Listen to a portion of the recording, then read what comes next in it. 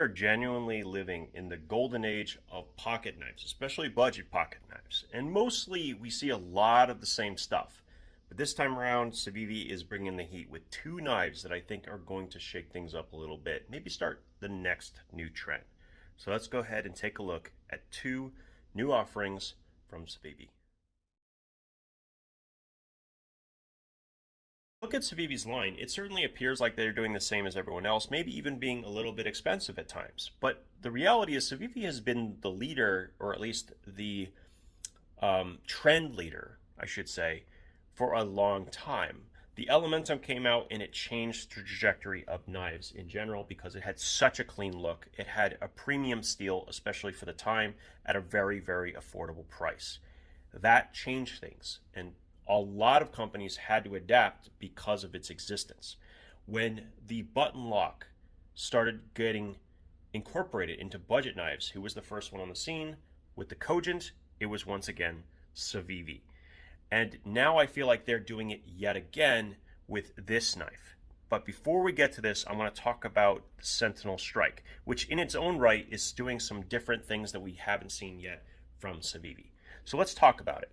It's also worth noting that this is going to be the knife, the second knife in our giveaway from Civivi for Knife Day. So big thanks to Civivi for sending all these things out, and I'm looking forward to getting this into people's hands. The way you enter this giveaway is to go to maxlvledc.com. There's a Google form right there. You fill out the information, and then we will draw two winners on the 24th. So thanks for that, and also thanks for all your support, guys. Because of that, that you guys always using the links and watching the videos, I'm able to make this a fully international giveaway, and I really do appreciate that a lot. Okay, so let's get to the knife, because the knife is actually done incredibly well. A couple of things that we've never seen before in the Civivi line, one of which is an integral. So this is an integral design with an FRN plastic, and what it offers versus just a full aluminum construction are a couple things. Number one, it offers some grip. It's a lot more grippy than the aluminum, which is really smooth, and I do like that. And it's also going to offer some comfort. This is a very, very comfortable handle. In fact, one of the most comfortable handles that Civivi has ever made.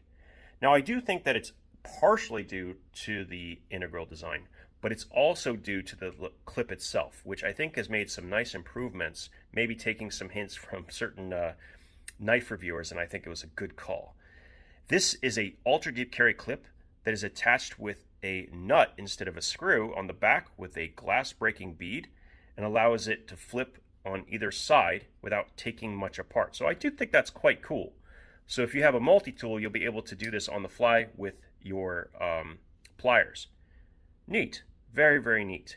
Now there's a couple other things worth noting here. Obviously we have a flipper tab, and with proper jumping all the way around the curve, I love that Civivi always does this. You can flick it open with the button as usual. It has a cutout with reverse flicking. You can also thumb flick it. You can use the thumb studs. There's just so many ways to open this knife. It has everything with the exception of the front flipper, which tends to get in the way anyway. And the last thing that I noticed that's different about this knife is the steel. K110. So let's talk about K110 for a minute. K110 is not your average D2 steel. Now, it might think, okay, well, it's just D2. It's not. I'm telling you. Its performance level is far higher than what you get from the generic ingot D2. This is made by Böhler in Germany, and the actual particle sizes, like the quality control for this steel is much, much higher, and the performance really shows. So I a lot more people could do this better than I can. I'm just going to say that I'm not usually a D2 lover, but I do think K110 is a great steel. And as far as the budget realm is concerned, it sneaks up into the top range of budget steels because of its performance. The one critique I'm going to make with the Sentinel Strike is this. This knife comes in a black wash K110, which looks beautiful, but I would have much rather this been a DLC coating, for the simple fact that K110 is not a stainless steel and it does rust the same as D2 does. So I think that would have been a better choice personally. Now, just a quick note. This is a hollow ground Wharncliffe style blade. So this thing is crazy slicey. It's going to have really good draw cutting potential. And for me, this kind of bridges the gap between a lot of different things you might want to do on day to day. Obviously cutting things open, but also it has a long enough blade to be, you know, kind of in the T range, the tactical range. It has enough clearance because of the angle of the Wharncliffe blade to actually get out of the way, so you could use this for food prep as well. They've done a lot of great things with this, so I really do like this knife. And I think someone else is going to really enjoy this when they win it. So very, very cool. There will be a couple other little things in the box as well that should be pretty fun. But I want to move on from this knife and talk about the one that I think is going to make the biggest splash in the budget realm. This is an adaptation of a custom made by an individual that is known as Snex. Okay? And I have to tell you, the fact that he designed a lock that is really well built, but also completely open source, meaning that we're not going to have to wait 20 years to get other knife brands in on the action, is so amazing. And I have to say such a huge thank you for doing that, because we're going to be able to enjoy this lock in a lot of different knife brands. So that is amazing. Now, in the premium version of this knife, which we get at We Knives, right, that's over $200. It's in M390 and titanium and all that.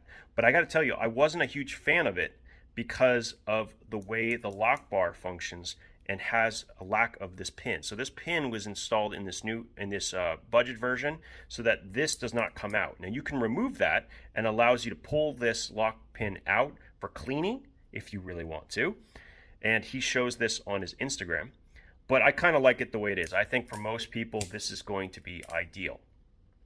Now, when I saw this at Blade Show, I loved the action, but I just assumed, I don't know why, but I assumed that it was a relatively not the strongest lock, right? I assumed it wasn't very strong. Somewhere in the button lock category, right? Little did I know that this thing might end up being one of the stronger locking mechanisms that we have available to us because of the way it functions. So it's a three-piece system here that's going on. We have the blade, tang, we have the lock bar, and then we have the stop pin. So what happens here is that the lock bar rests on top of and locks into the blade. And then above the lock bar, we have the stop pin, and it's basically being wedged between the two. So in order for this to break, essentially you have to just shear off that stop pin. Otherwise, there is no way for this thing to come undone. Now, I've done some pretty crazy whack tests already with it. There is absolutely no movement. Things that would cause a button lock to collapse, and many crossbar locks as well, this does not happen with this.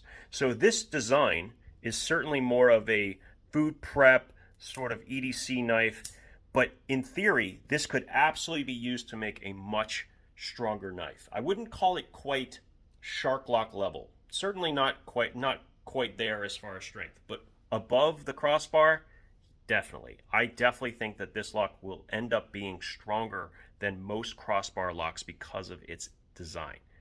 That's a big statement. When you see Dutch bushcraft knives basically hammering a Super Freak through a bunch of pieces of wood with no issue by batoning, you know, when I say that it's stronger than that, that's a pretty strong statement. And I feel pretty confident in saying that this mechanism could end up in a very strong knife because of the way it's designed. Now, obviously, there isn't a lot of metal above the stop pin, and there's also just thin liners here. But imagine this is a solid piece of titanium, that's a solid piece of titanium, and we have maybe the stop pin a little bit lower in the frame. Imagining that, you get to start to see like what you could achieve. All you have to do is make the lock bar come up a little bit higher. You have a little bit more metal to work with, and this can be one of the strongest locks we have seen in a very long time, while still being fidgety. So we have a lock that anybody can make, right? Anybody can make something with a Superlock, and it has the potential to be very, very, very good for a lot of different purposes. And just the added benefit that you can have this removed and potentially pull out that locking mechanism so that you can clean out your knife gives you applications in food prep, but it also gives you applications in like tough environments. I really, really, really like this lock. In fact, I just love this knife in general for some of the same reasons that I like the Sentinel Strike. Let me try and take this here. So if you see, like, this actually creates quite a bit of clearance for when you're using it for food prep. So even though it's a 3.5-inch blade, in many ways it's better than most of my knives as a companion tool. And this is also in Nitro V blade steel, I believe, which is a great choice, a USA made steel, very similar to 14C28 from Sweden. So I don't got anything bad to say about this at all. Okay, wait, I take it back. I have one thing, but it's just a repeat of what a lot of people have already said. The pocket clip positioning is a bit annoying, I will fully admit. I don't know why they didn't bother making it centerline or even on the lower side. It generally is more comfortable when you do so.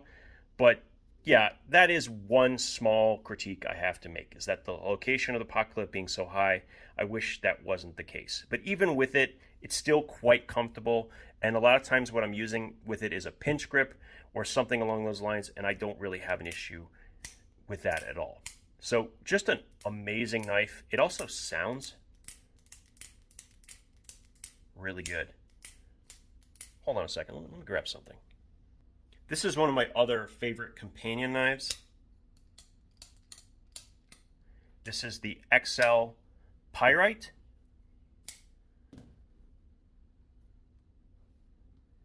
Yeah, I really like both. These are two of maybe my favorite budget knives maybe in existence. And I'm just blown away with how nicely put together this knife is from Civivi. It's just amazing. Frankly, this is probably the knife of the year, if I'm being honest. Coming in under 80 bucks with all these features, with the micarta handles, just amazing. I cannot wait to see more companies taking advantage of the fact that this is an open source lock. I just recently saw another company using this lock in a utility knife blade. I think we have a very cool next couple years because of this. So big thank you to Civivi and to Cinex for what they have designed here and shown the world. Okay, that's pretty much it. I want to thank everyone for their time. I really do appreciate it. Go ahead and go to my website and you'll be able to enter the giveaway for this knife as well as the Cogent.